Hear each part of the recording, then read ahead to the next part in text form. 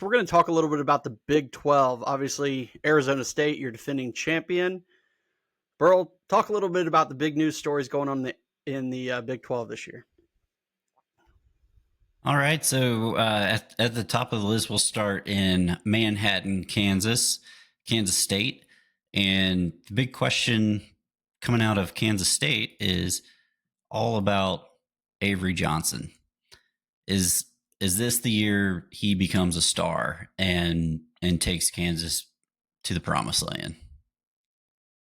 Yeah, he was a big-time recruit out of high school. He was part of that same class that had Arch Manning, Nico in it, Jackson Arnold, Dante Moore. So a lot of those guys are kind of stepping up their game this year as starters, and we're going to see if he can. Last year, he had a pretty solid year for them, 2,700 yards, 25 touchdowns, but 10 picks. So for him, he's got to clean up the turnovers a little bit. He's a good running quarterback, 600 yards rushing last year, but I think they're really going to rely on him to be a star. Don't forget that Kansas State won the conference a couple years ago, the year that TCU went to the national championship. They didn't win the conference championship. Kansas State did. I think they are set up to be one of the stronger teams in the Big 12 this year. Yeah, I agree. I think the Big 12 is going to be really fun to watch this year. I think so too. I think it's a conference as a whole that has gotten a lot better. Like I think last year was kind of a transition year, new teams in the conference, people coming back in. I think this year they're set up to really make some noise nationally, and maybe they get two teams in the playoffs this year instead of just one. They very well could. I could see that. I mean, just looking at the list of teams here, if Arizona State ends up really being a for real contender, then count them in. And Iowa State is going to be right there. They've been kind of borderline. I mean, they were close last year with Rocco Becht, right? And the big wild card, Texas Tech. Right. So let's talk a little bit more about Arizona State. Obviously, Arizona State has the highest returning of production percentage in the country.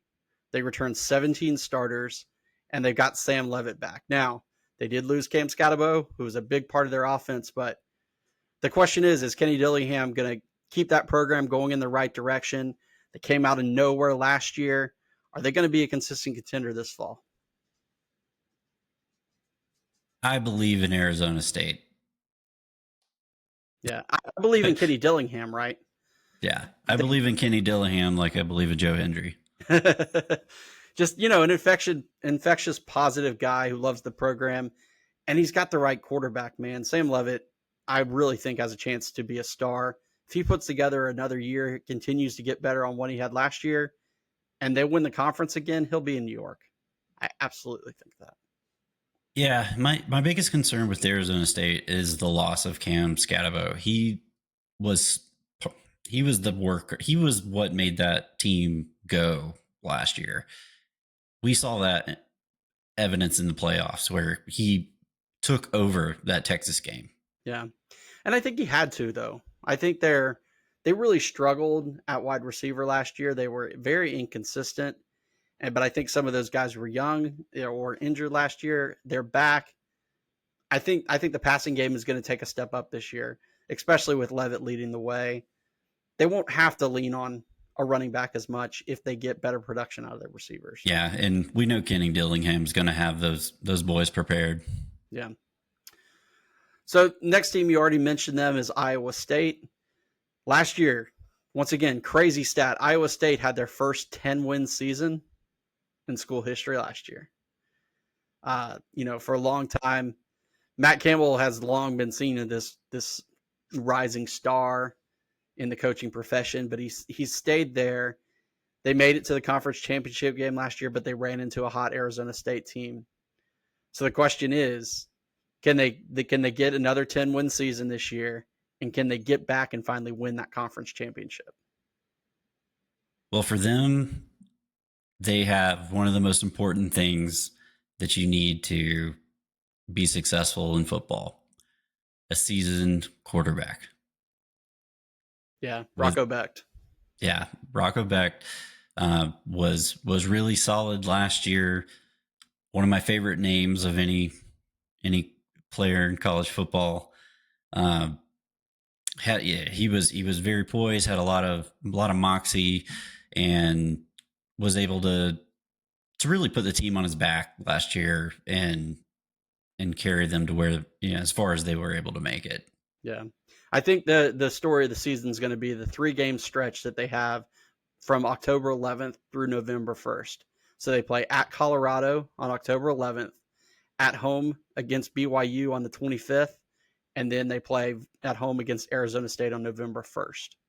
Those 3 games will tell the story of what this team becomes. Arguably those were the 3 other best teams in the conference last year. So getting them over a 4-week span, 3 games in a 4-week span, that's going to tell the tale right there.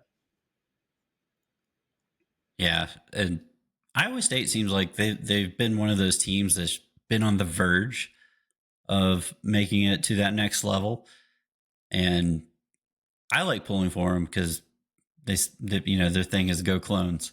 Right. Yeah. Star Wars reference, y'all. So next team we want to talk about, and this is, like you mentioned, the wild card, maybe in all of college football, and that's Texas Tech. They are this year's version of Ole Miss, spending money to see what they can do and see if they can turn a program that hasn't been overly successful in recent years into a winner. Last year, they were great. They were a great offensive team last year, but they were absolutely horrible on defense. They were the number 4 scoring offense in the country, but 122nd on scoring defense. So they really needed to get their defense up to the same standard that they have on offense. And like I said, they spent money in the portal class, number 2 ranked portal class. They brought in 13 4-star rated players in the portal class. Yeah, they broke out the checkbook big time. We're seeing that not just in the portal class, but in high school recruiting too. We've seen that a lot recently, actually. Yeah. But the star players in their portal class. There was the receiver from Texas A&M. Can't think of his name off the top of the head right now. Was a big deal, 5-star player. And then they kind of focused their top, their top transfer guys at the edge and the offensive line. So they brought in edge rusher David Bailey from Stanford, and they brought in Romello Height from Georgia Tech. And then on the offensive side of the ball, they brought in Howard Sampson from North Carolina, as well as Hunter Zambrano. So focusing on the lines to build out to make that team tougher, because the defense just got pushed around and scored on a lot last year. Yeah, I mean that's where you focus your energy for a good football team. Kirby's been doing that for years. You start at the line of scrimmage and go from there. Yeah. So they've got an administrative behind them. It'll be interesting to see. They've certainly invested the money. And so we'll see if they can, like I said, if they can make that scoring defense 60th in the country, they're going to win a lot of football games this year. Yeah, I'll be watching some Texas Tech. I've always been partial to them as I went to Madison County High School. Go Red Raiders. Next team we're going to talk about, Colorado. We talked about him a lot a few weeks ago. Obviously, good news on Deion's health, that he's going to be there. Still may have an impact. The recovering from cancer, you're never really fully recovered. Hope it doesn't cause him to miss time. But I think more important than that, the question is, can they find a running game? Dead last in all of the FBS in rushing last year at only 65 yards per game. You're going to have to run the ball if you want to win. Yeah. With the big health scare for Deion, that can go one of 2 ways for this team. It could mean that they drop the ball on a lot of stuff because he can't put in the time that he might need to, like if he has to step away for health. Or it could be a rallying point. I think it's going to end up being more of a rallying point than anything. So I'm actually starting to get behind Colorado a little bit, and seeing them hopefully get some momentum, because I think it'd be a great story. Dion beating cancer, showing back up, helping build this team, take another step forward, maybe to continue that pattern of growth that you've seen out of Colorado the past few years. Yeah, You know, I think we'll find out a lot week one. They play Georgia Tech week one. We know Georgia Tech's a tough team that likes to run the ball a lot, and if you're going to hang with Georgia Tech, you're going to have to be able to run the football, or else so they'll beat you up. the battle of the 91 national championship. 90 split 90, national championship. 90 split championship. I was 1 year off, damn it. All right. Last thing, couple of quick hitters here just in the conference, and this is related to coaching. So first off, at Oklahoma State, had a total disaster of a year last year. Mike Gundy, he's a man. He's not 40 anymore. He's 60. Are we going to see the end of the Mike Gundy era? He's been there since Les Miles left, and if they don't recover, he took a pay cut to stay this year. Are we going to see the end of the Mike Gundy era at Oklahoma State? I hope not. He's always one of the great characters throughout the season. Obviously with the "I'm a man, I'm 40" press conference, and then recently with the mullet and just having that crazy hairdo. But yeah, I mean he's we talk a lot about how James Franklin's the Mark Richt of the Big Ten. Mike Gundy's the Mark Richt of the Big 12. You're not wrong there. It's interesting. It'd be hard. Whoever has to end up following up Mike Gundy, it's going to be very weird because you've had two big personalities as the last two coaches at Oklahoma State. You had Les Miles, and then you had Mike Gundy. So whoever it is, maybe they're just more down to a straight, football guy. But yeah, Oklahoma State was a mitigated disaster last year. Hopefully they get better. A couple other schools that are also looking to kind of recapture old success, and they're doing this by bringing in previous coaches. West Virginia is bringing back Coach Rich Rodriguez, and Central Florida is bringing back Scott Frost. Both of these coaches, had great seasons at these schools. Obviously, Rich Rodriguez got hired at Alabama, or almost got hired at Alabama before Nick Saban got the job, but he ended up going to Michigan and other places.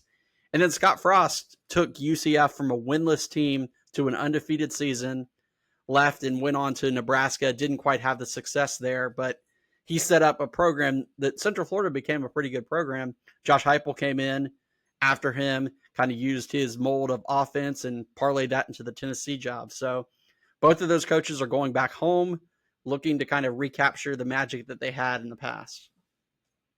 Yeah, I'm actually excited for West Virginia. I kind of hope Rich Rod actually gets it back. I mean, yeah, obviously it's not going to be Pat White, Steve Slayton, although I think Pat White is one of the coaches now, maybe? Yeah, I think so. I think he's hired back as an assistant of some type. Yeah, I think someone in the comments one time called us out on that.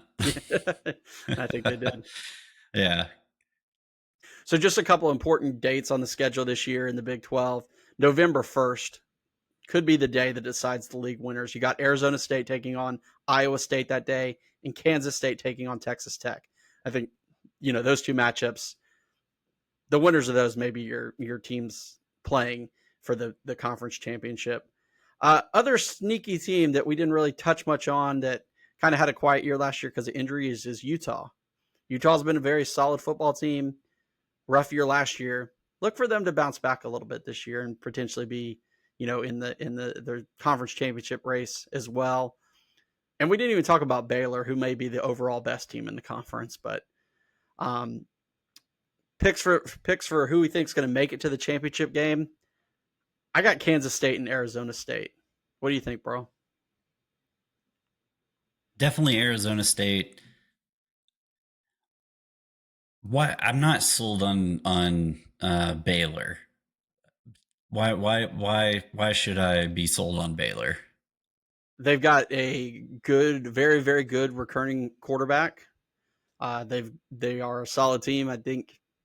What did they end up going last year? Hold on a second.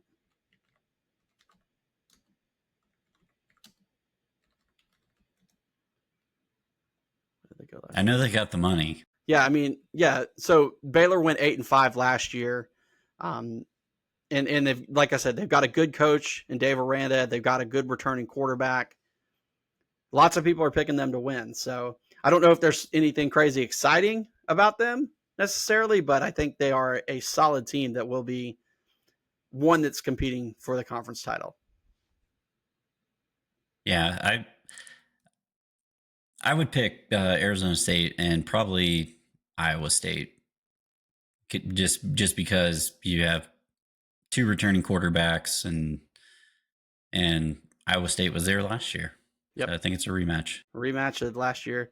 So as for our EA Sports simulation, they've got Arizona State going 11-1 and taking on Texas Tech, who went 10-2 in the conference championship. Of note, Utah also went 10-2. So I was really close to saying Texas Tech, honestly. We'll see what happens.